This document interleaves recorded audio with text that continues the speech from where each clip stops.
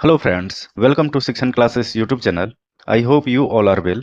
आज हम बात करेंगे इंक्रीज ऑफ एएलपी वैकेंसीज के नोटिस के बारे में, जैसा कि रेलवे बोर्ड की तरफ से जारी किया गया है। और यह नोटिस आपको आरआरबी भोपाल के साथ साथ दूसरे आरआरबी के वेबसाइट पर भी दिया गया है। यह नोटिस 19 जून 2024 का है, यानी कि कुछ देर पहले पब्लिश किया गया है। इसमें एएलपी की वैकेंसीज, जो कि सभी 16 जोनल रेलवेज को मिलाकर पहले 5,696 वैकेंसीज थी, अब इसको बढ़ाकर 18,799 वैकेंसीज कर दी गई है। जी हाँ, एएलपी की वैकेंसीज बढ़ा दी गई है, जो कि एएलपी एस्पायरेंट्स के लिए बहुत अच्छी खबर है। लगभग 3 गुना से ज़्यादा वैकेंसीज बढ़ा है। So very good opportunity for all railway ALP aspirants. तो चलिए बात करते हैं इसके नोटिस के रिगार्डिंग इंफॉर्मेशन के बारे में, आखिर क्या क्या इस नोटिस में दिया गया है। इस नोटिस में आपको दिया गया है, railway recruitment board has publish CN01/2024 for the recruitment of assistant loco pilot ALP with 5,696 vacancies all over the Indian railways. यानी रेलवे रिक्रूटमेंट बोर्ड ने भारतीय रेलवे में 5,696 वैकेंसीज के साथ एएलपी की भर्ती के लिए जो centralised employment notice number 01/2024 publish किया था पहले।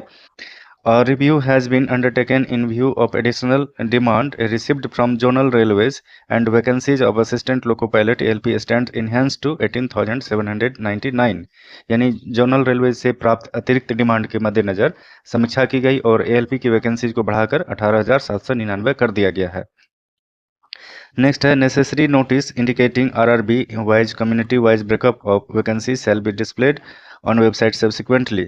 यानी आरआरबी के अनुसार जो कम्युनिटी वाइज वैकेंसी के विवरण को दर्शाने वाला आवश्यक नोटिस बाद में वेबसाइट पर पब्लिश किया जाएगा, यानी कि इसका डिटेल्स। एंड आपको नेक्स्ट है, opportunity will also be given to existing candidates to revise their choice of RRB once details are published। यानी कि डिटेल्स प्रकाशित होने के बाद जो एग्जिस्टिंग कैंडिडेट्स हैं, यानी मौजूदा उम्मीदवारों को आरआरबी चेंज करने का मौका भी दिया जाएगा। Candidates should keep visiting the website for further notice in the regard.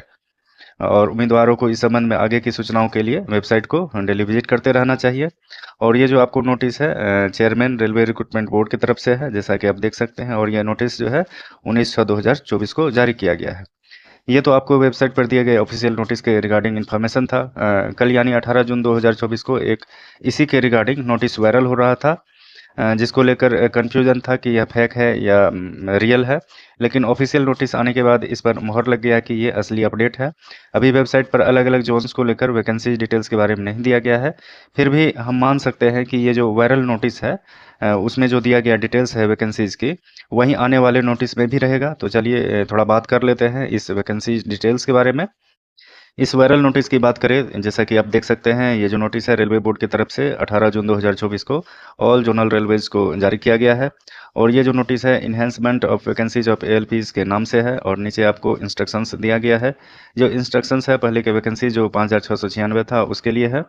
और बात करें इसके सेकंड नंबर पॉइंट की, तो सेकंड नंबर में आपको दिया गया है, on receipt of additional demand of ALP from zonal railways the issue has been examined and it has been decided the approval of competent authority enhance ALP vacancies for zonal railways as under. यानी zonal railway से ALP की अतिरिक्त demand प्राप्त होने पर इस मुद्दे की जांच की गई और कॉम्पिटेंट अथॉरिटी के अप्रूवल से जोनल रेलवेज के एएलपी की वैकेंसीज में बढ़ाने का निर्णय लिया गया है। अगर बात करें इसके बढ़े हुए वैकेंसीज की डिटेल्स की, तो जैसा कि आप देख सकते हैं नीचे दिया गया है, अलग अलग जोनल रेलवेज में पहले के वैकेंसीज जो नोटिफाइड था, अब जो है इन्हेंस्ड वैकेंसी यानी कि वैकेंसीज को बढ़ाने के बाद कितना हुआ है वो आपका डिटेल्स दिया गया है। अगर बात करें पहले जोनल रेलवेज यानी सेंट्रल रेलवेज की, तो इसमें पहले वैकेंसी 535 था, अब जो है 1783 वैकेंसीज हो गया है। इस सेंट्रल रेलवेज में 76 वैकेंसी था, अब भी 76 ही है, यानी कि ईस्ट सेंट्रल रेलवे में वैकेंसीज में कोई चेंजेज नहीं हुआ है।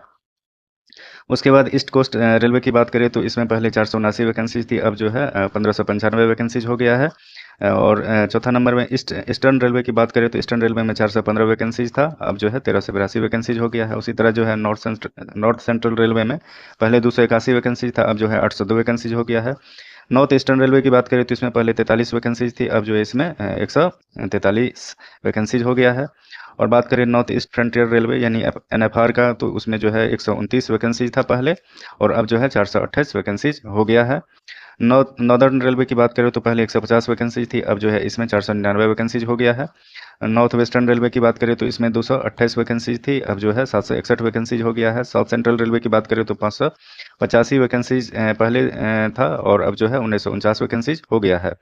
अगर बात करें 11 number south east central railway की, तो इसमें पहले 1192 वैकेंसीज नोटिफाइड था, लेकिन अब इन्हेंस्ड वैकेंसीज हो गया है, आपको 3973 वैकेंसीज हो गया है। साउथ ईस्टर्न रेलवे की बात करें तो पहले 300 वैकेंसीज था, अब जो है 1001 किया गया है।